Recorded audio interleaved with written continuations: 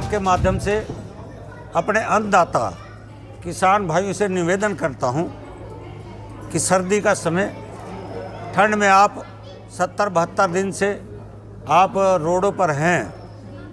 देश के प्रधानमंत्री जी ने भी अपील की है कि टेलीफोन की कोई ज़्यादा दूरी नहीं, मेरे पर इस विषय पे जो भी चर्चा करना चाहे करें। किसानों का तीनों बिल ये देश हित में है, इसलिए किसान मेरा देश का आर्थिक ताकत उसकी उभरेगी तो मेरे शहर के व्यापारियों की, उद्योगपतियों की भी ताकत उभरेगी। इसलिए ये जो 3 अध्यादेश लाए हैं ये किसानों के हित में है। ना एमएसपी पे खरीदा जाएगा, मंडियां ख़त्म नहीं होंगी। और अभी जो बजट भी आया है उस बजट में भी संकेत दे दिया, ना मंडियां ख़त्म होगी ना किसानों का एमएसपी ख़त्म होगा।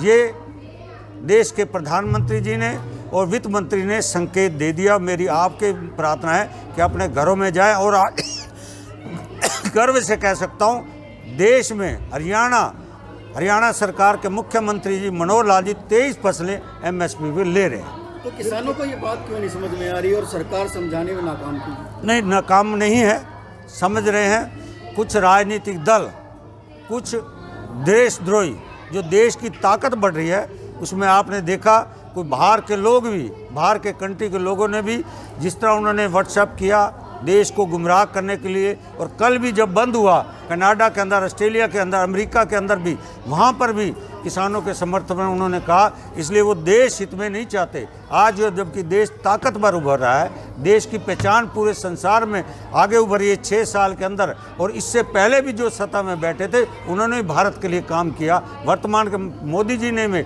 6 साल के अंदर पहचान भारत की बनाई है। अच्छा, राज्यसभा में कृषि मंत्री ने कहा कि ये जो प्रारूप है इन बिलों का भूपेंद्र सिंह हुड्डा कमेटी के द्वारा ही तैयार किया। हाँ, जब दीपेंद्र हुड्डा ने 3 अध्यादेश कानून वापस लेने को कहे तो कृषि मंत्री ने दीपेंद्र हुड्डा को जवाब देते हुए कहा कि हुड्डा का बनाया हुआ ये है। उन्होंने कहा मैंने नहीं बनाया।